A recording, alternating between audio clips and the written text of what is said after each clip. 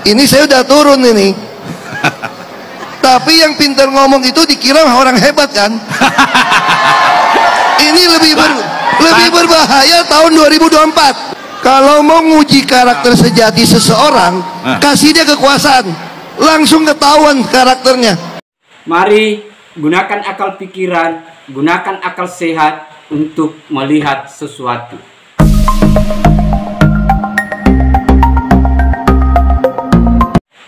Assalamualaikum warahmatullahi wabarakatuh. Salam sejahtera untuk kita semua, salam demokrasi dan salam pluralisme. Oke, jumpa lagi sahabat-sahabat di Rahmat Channel. Nah, ini sahabat-sahabat ada yang menarik karena Pak Ahok memberikan sindiran yang sangat menohok kepada Pak Anies. Walaupun tidak menyebut secara langsung, tetapi pada dasarnya apa yang dia sampaikan itu mengarah kepada Pak Anies. Di mana Pak Ahok menyampaikan bahwa kalau ingin melihat seseorang, itu kita harus memberikan dia pekerjaan. Apakah dia bisa melakukan atau tidak. Nah, itu cara menilai seseorang. Nah, itu sedikit berbeda dengan apa yang kadang disampaikan Pak Anies. Kalau ingin melihat seseorang, maka harus dilihat dari rekam jejaknya. Nah, itu sahabat-sahabat. Dan ternyata betul apa yang disampaikan oleh Pak Ahok. Beberapa visi misi mereka yang sampai hari ini itu tidak tuntas di DKI Jakarta, sahabat-sahabat.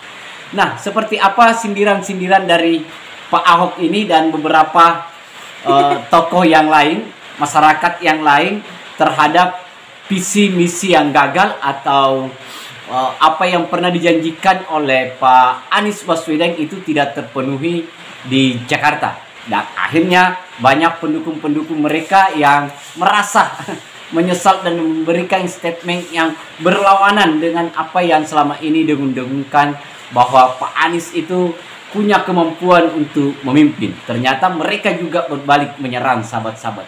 Seperti Ahmad Dhani itu, dan malah menyampaikan bahwa tidak ada yang dilakukan di kepemimpinan Pak Anies Baswedan di Jakarta. Untuk lebih lengkapnya sahabat-sahabat, mari kita lihat videonya. Itu biayanya tidak sesuai dengan apa yang dijanjikan Bapak ketika kampanye. Itu gimana Pak? Dulu janjinya apa ya? DP 0% ini salah satu program yang paling diingat. Kalau tanya siapa-siapa, apa yang dijanjikan Anies Sandi, maka yang paling diingat DP 0%. Dan kita berencana untuk melunasi ini. Kasih ke orang yang pintar ngomong untuk kerja. Coba kalau kita bayangkan gitu ya, kalau kemarin saya masih jadi gubernur, ini saya udah turun ini. Tapi yang pintar ngomong itu dikira orang hebat kan? Ini lebih berbahaya tahun 2024. Kalau mau nguji karakter sejati seseorang, kasih dia kekuasaan, langsung ketahuan karakternya, langsung ketahuan itu. Senyum-senyum pahit, lagi mikir mau buang kaya gimana lagi. Saya melihat WKWKW 7 juta penghasilannya. Nah, saya ingin tanyakan, rumah yang Bapak sediakan itu rumah tapak atau rumah susun?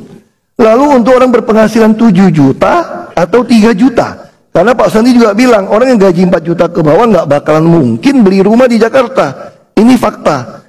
Lalu nggak mungkin rumah tapak karena tanahnya mahal. Ini adalah rumah susun. Nah, ini yang saya agak membingungkan. Sama kita tadi kan bilang tidak adil. Justru kami mengadministrasi keadilan sosial. Misalnya di Kerukut, kenapa kita pindahkan dia dengan rumah yang lebih baik? Karena dia nggak mampu beli rumah, maka kita sediakan rumah susun. Dia sewa mahal, bisa 600.000, 700.000. Mereka kami itu nggak sewa. Kamu kalau punya apartemen, biaya rawatnya itu ukuran 36 bisa 800.000. Belum sewanya. Nah, makanya kami membuat pola yang berbeda. Makanya saya ingin tegaskan dari Pak Anies dan Pak Sandi, rumah yang Anda bangun rumah tapak atau rumah susun untuk membuat penghasilan 7 juta atau 3 juta karena dibilang nggak mampu. Saya kira itu. Terima kasih. Pak Anies. Ya, kalau boleh Pak Basuki saya bilang juga nyuwun sewu, Mbak Menawi pemahaman Pak Marati agak keliru di situ. Gini, kami tidak membicarakan membangun rumah, kami membicarakan pembiayaannya. Kenapa? Yang membangun bisa pemerintah, bisa swasta. Tapi yang kita siapkan instrumen pembiayaannya. Kenapa instrumen pembiayaannya ini penting? Karena justru warga siapa saja bisa kemudian membeli rumah. Pilihan mereka tentu bervariasi. Bisa rumah tapak, bisa rumah susun dengan range harga yang bervariasi. Jadi bukan kita berbicara membangun rumah. Di situ letak bedanya. Kalau kita berpihak pada rakyat kebanyakan, maka kita carikan solusi agar mereka bisa mencari pilihan sesuai dengan yang mereka maui. Tapi kalau kita hanya top down, mengerjakan yang mudah, cukup bangun rumahnya, lalu minta mereka untuk masuk. Di situ perbedaan mendasarnya. Tanggapan balik dari Pak Basuki. Tidak menjawab yang saya tanya sebetulnya. Makanya sama seperti kasus Kali Kerukut. Kenapa kita mau dorong ke rusun? Karena menurut penelitian dari PBB, ini semua sudah ada aturannya. Rumah minimal tuh 36 ukuran yang paling sehat. Kita banjir ini bukan bencana alam. Banjir ini soal manajemen volume air. Dan ini melawan sunatullah. Itu melawan sunatullah namanya. Kenapa? Air itu turun dari langit ke bumi, bukan ke laut. Harusnya dimasukkan ke dalam bumi, masukkan tanah. Di seluruh dunia air jatuh itu dimasukkan ke tanah.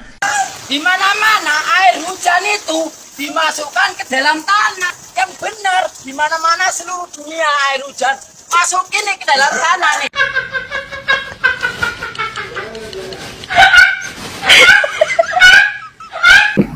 Anies itu udah menjalani gubernur selesai dia. Sekarang bahkan berapa hari lagi sudah nggak jadi gubernur kan 5 tahun. Nggak ada prestasi mas. 5 tahun cuma bangun satu puskesmas, gimana? Masjid nggak pernah dibangun sama dia. Puskesmas selama 5 tahun cuma 1 mas. Nggak ada prestasi kok menurut saya. Word itu apa? Nggak dirasakan langsung oleh masyarakat kok. Kalau Jokowi ada prestasinya ya waktu jadi gubernur. Banyak perubahan loh. Banyak perubahan. Anies naturalisasi aja nggak dikerjakan. Yang banjir itu ya? Iya, yang Kali Ciliwung normalisasi, entah apa istilahnya kayak gitu nggak pernah dilakukan mas. Jadi kalau menurut Bang Riki tambah, bentar.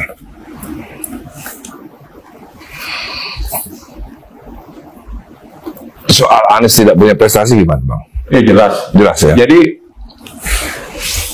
bukan hanya pendapat saya pribadi, tadi kan saya udah nyetir pendapat LBH Jakarta Agustus lalu kalau nggak salah ngasih rapot merah ke Pemprov DKI Jakarta. Kalau saya jadi Mas Anies waktu itu saya temuin langsung, ngapain pakai suruh-suruh orang lain? Karena namanya kritik, namanya saran itu adalah mau sedestruktif apapun itu pasti untuk kemajuan bersama untuk ke depan. Tapi kan yang juga bikin saya miris, ya mohon maaf ya Mas Anies, banyak keluhan-keluhan masyarakat kok ketika ada problem. Bahkan saya ngalamin demi Allah, Mas Anies. Pas banjir besar beberapa tahun yang lalu, teman saya hampir kelelep. Saya coba hubungi hotline, bahkan nomor-nomor stafsus Mas Anies mati semua, Mas, nomornya, Mas. Sampai saya telepon, Pak, karena dikirim teman itu, saya sampai coba kontak, Pak, Kepala BNPB. Akhirnya Pak Doni Monardo yang lebih responsif. Itu aja hal simpel loh, Cak. Hal simpel banjir besar Jakarta, teman saya punya anak hampir kelelep keluarganya karena udah sampai loteng di daerah Kampung Melayu. Semua nomornya mati. Jakarta bisa memiliki rumah secara kredit dengan DP 0%. Kita akan menggunakan fasilitas bank untuk bisa mereka melakukan itu Bank DKI, dan sudah dibuatkan mekanisme pengaturannya dengan mereka menggunakan tabungan. Itu janjinya apa ya? Janji kami 0 rupiah. Itu janji kita DP-nya. Kalau di dalam diskusi itu namanya memindahkan gawang. Jadi memindahkan gawang itu gini. Tadi misalnya janji saya adalah DP 0 rupiah. Jangan kira-kira kalau pertandingan sepak bola itu gawangnya dipindah supaya gol gitu. Jadi supaya bisa mengkritik diganti. Iya. Ya kalau gawangnya dipindah ya bukan pertandingan. Nah, itu tadi sahabat-sahabat, seperti apa respon dari Pak Ahok yang khususnya menyampaikan bahwa berikanlah pekerjaan atau tanggung jawab pada orang kalau Anda ingin melihat apakah orang itu punya kredibel atau punya kemampuan di dalam memimpin. Nah, faktanya banyak sekali apa yang telah disampaikan Pak Anies itu ternyata gagal dan tidak sampai menyelesaikan visi misi atau janji-janji politiknya kemarin. Dan malah di pendukung Anies yang selama ini berteriak-teriak untuk bagaimana berusaha memenangkan Pak Anies, ternyata dia juga ikut keok dan malah menyerang balik Pak Anies bahwa dia tidak bisa memimpin dan tidak bisa melakukan apa-apa di Jakarta. Dan banyak sekali sahabat-sahabat misalnya soal banjir, penanganan banjir yang melawan sunnatullah dan banjir curah hujan yang harus dikendalikan bukan dibawa ke laut, bukan digorong-gorong, tetapi air itu dibawa ke tanah. Dan itu juga banyak warga masyarakat Jakarta yang berteriak-teriak bahwa di mana itu janjimu. Nah, dan juga termasuk rumah DP 0% yang dulu di waktu debat kandidat calon gubernur bahwa bukan bangun rumahnya tetapi sistemnya. Di mana itu sistem itu? Ternyata itu juga tidak terwujud sampai hari ini, sahabat-sahabat. Nah, mari kita memfilter semua informasi yang ada agar ini menjadi bahan referensi untuk kita dalam rangka memilih atau mendukung calon pemimpin 2024 nantinya. Akhir kata dari saya, wassalamualaikum warahmatullahi wabarakatuh. Salam demokrasi, salam pluralisme, NKRI harga mati.